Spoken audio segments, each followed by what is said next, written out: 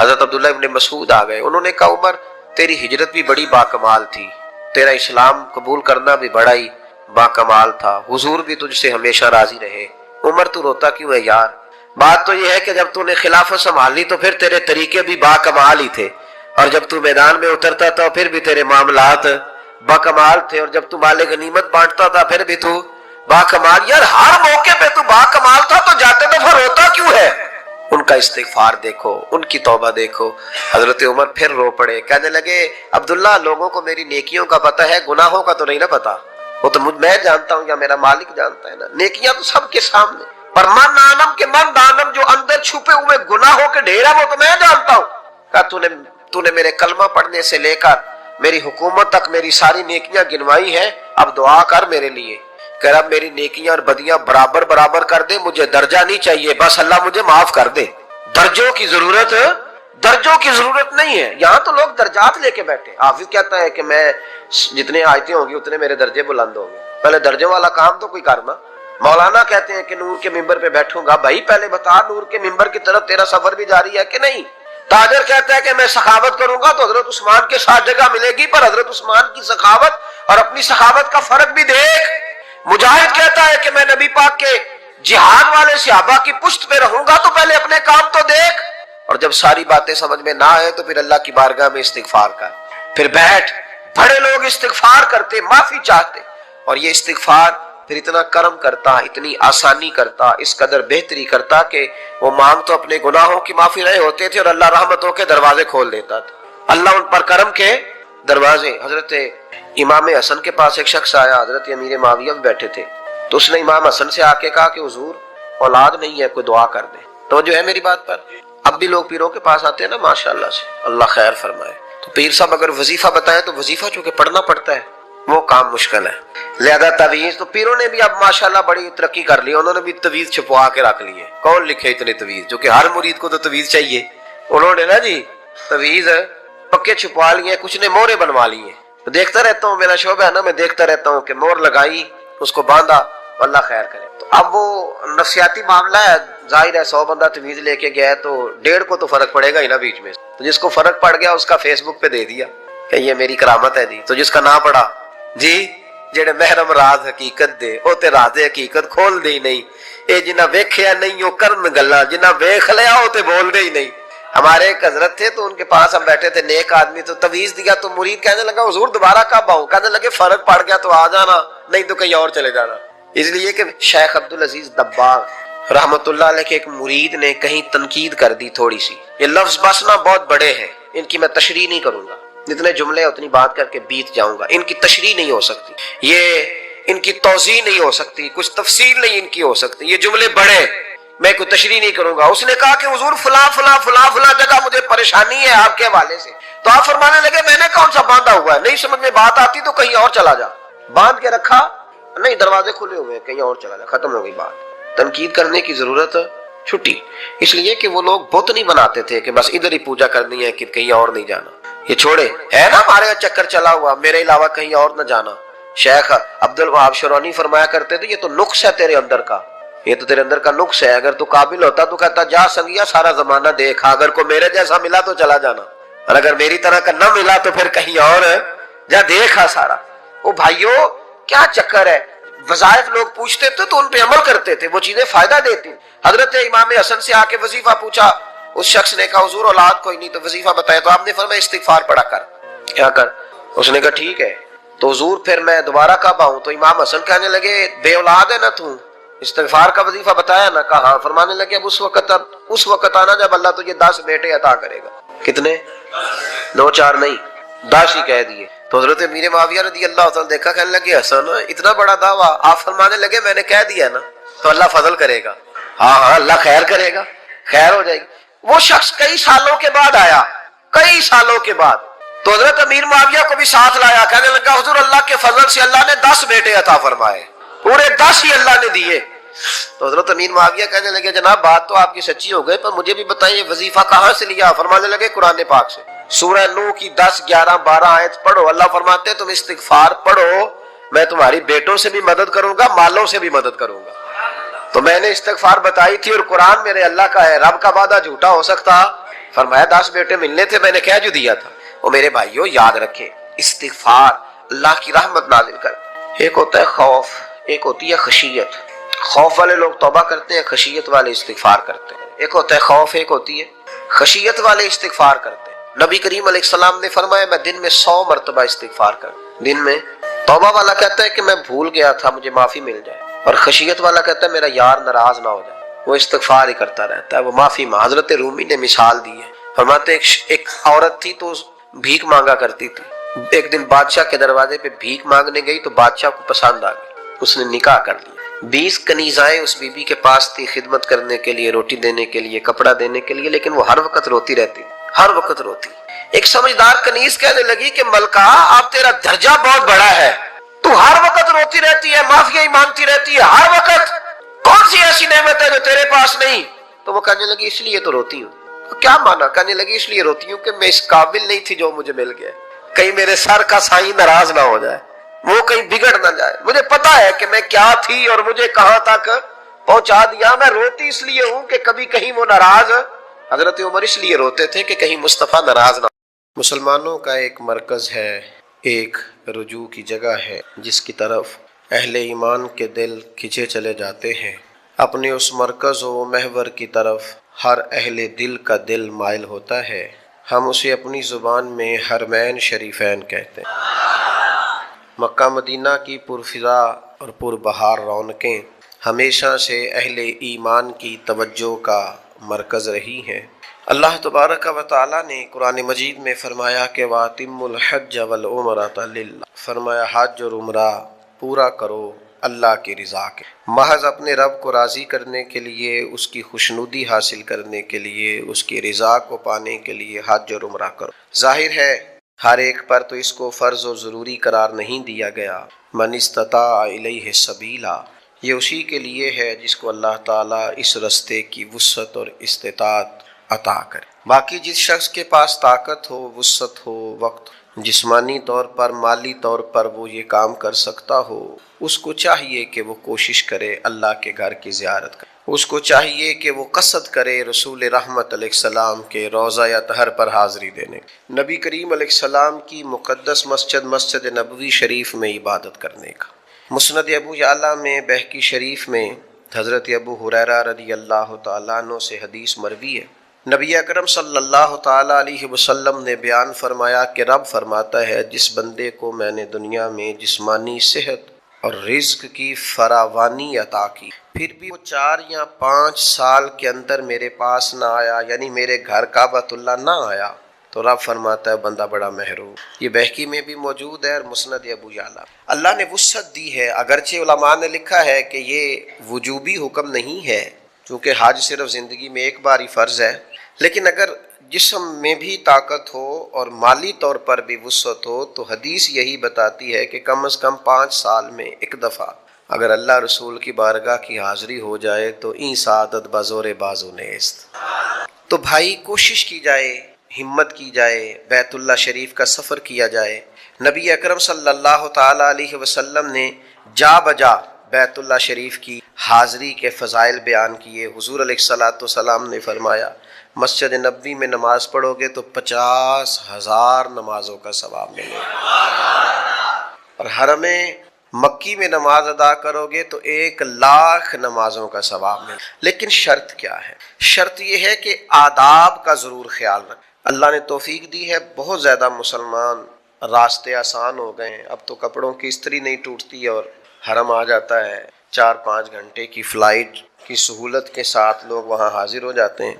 لیکن بعض اوقات اس دور جدید میں آداب کا وہ لحاظ نہیں کیا جاتا جو مسلمانوں کا شیوا ہے۔ موبائل نے، فوٹو بازی نے، مووی نے، سٹیٹس لگانے نے، سوشل میڈیا چلانے نے بعض اوقات کچھ چیزوں کو غیر مناسب کر دی۔ کچھ جگہ ایسی ہوتی ہیں جہاں تو سانسوں کی آواز بھی ذرا آہستہ سے لیں۔ اقبال کہتے ہیں کہ نبی پاک علیہ السلام کا روزہ وہ روزہ ہے کہ ادب کا ہیست زیر آسماں از عرش نازک تر، کہتے ہیں یہ آسمان کے نیچے وہ جگہ ہے جو اللہ کے عرش سے بھی زیادہ نفس گم کر دمی آیت جنید و با یزیدی جاں، فرماتے ہیں حضرت بایزید بستامی اور حضرت جنید بغدادی جیسے لوگ جب روضہ پاک پہ آتے تھے تو سانسوں کا شور بھی روکتے، سانسوں کا شور نہ ہو، آپ کی آواز اس طرح کی ہو کہ آپ سراپا ادب بن کر بیت اللہ شریف کی حاضری دیں اور روضہ رسول.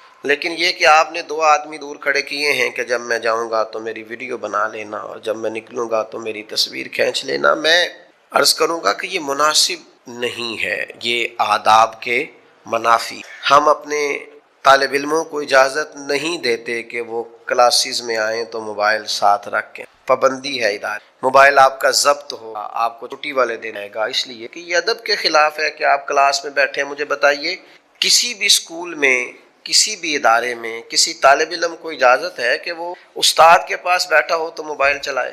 تو جب ایک استاد کے سامنے بیٹھ کر آپ کو یہ اجازت نہیں دی جا سکتی کہ آپ فون کال کریں یا سنیں بلا مثال و بلا تشبیہ، یہ تو بارگاہ مصطفیٰ ہے، یہ تو بیت اللہ شریف ہے. اے پائے نظر ہوش میں آ، ہوش میں آ، ہوش میں آ، جاگ خواب غفلت سے.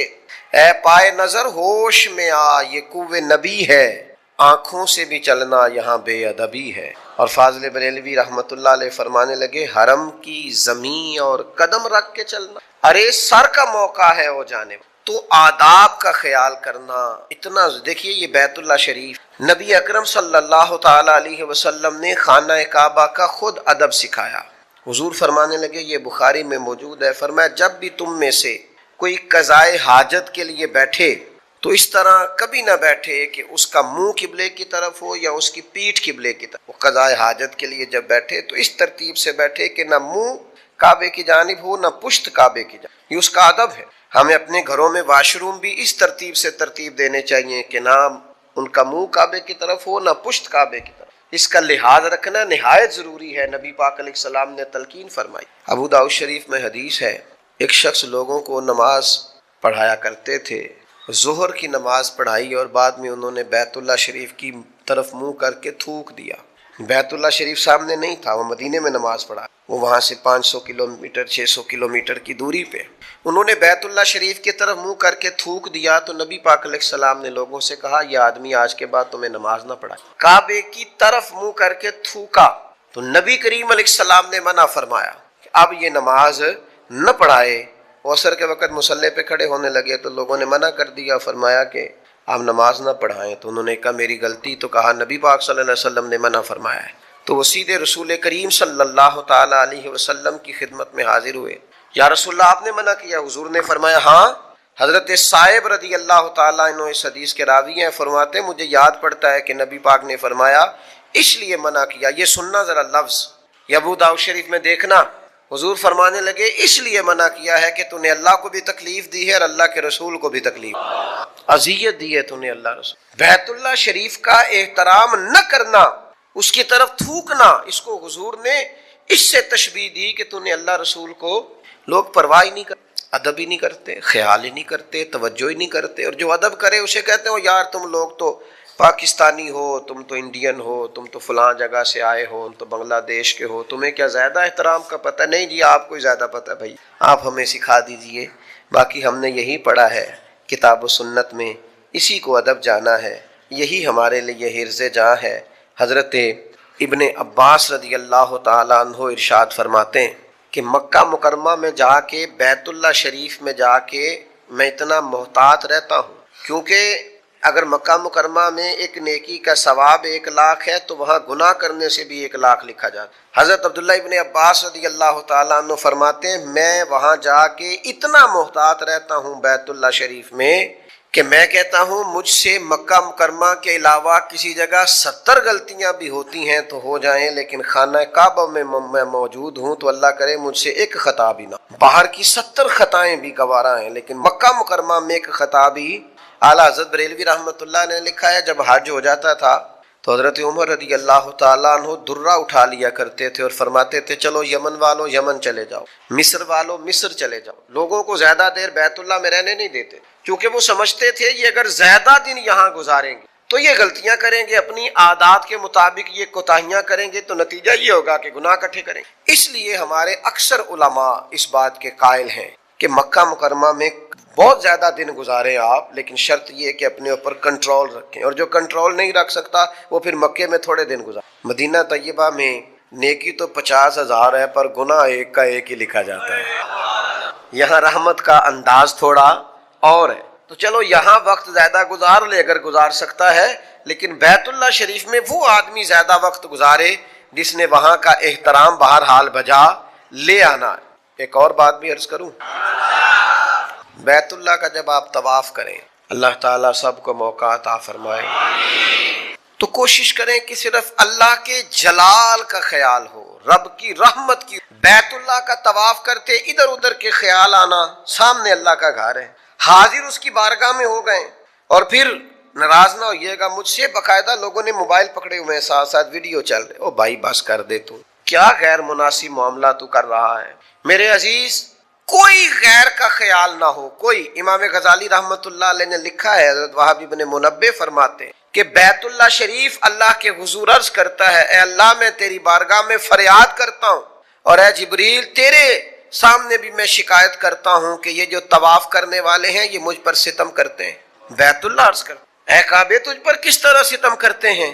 تو کہتا ہے یہ بیت اللہ شریف عرض کرتا ہے اللہ کے حضور مالک یہ طواف کرتے ہوئے بیکار باتوں، یہ ادھر ادھر کی حرکات کرتے ہیں، اللہ کے حضور کعبہ شکایت کرتا ہے۔ تو بھائی اپنے خیالات کو یکسو کریں اور یکسو کر کے پھر بیت اللہ شریف کی حاضری۔ لیکن ہمارے ہاں یہ یکسوئی لوگ پیدا نہیں کرتے، اس طرف لوگ متوجہ نہیں ہوتے، ادھر ادھر کی باتوں میں لوگ لگے رہتے ہیں۔